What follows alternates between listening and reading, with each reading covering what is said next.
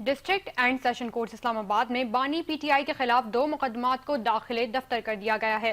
Update دے رہے ہیں کہ ڈسٹرکٹ اینڈ سیشن کورٹ اسلام آباد میں بانی پی ٹی آئی کے خلاف 2 مقدمات کو داخلے دفتر کر دیا گیا ہے۔ اس حوالے سے تفصیلات جانیں گے اسلام آباد سے بیورو چیف بلال ڈار سے۔ جی بلال۔ جوڈیشل مجسٹریٹ اظہر ندیم نے بانی پی ٹی آئی کے خلاف درج مقدمات پر سماعت کی۔ سماعت کے دوران بانی پی ٹی آئی کی جانب سے سردار محمد معروف ایڈوکیٹ عدالت میں پیش ہوئے۔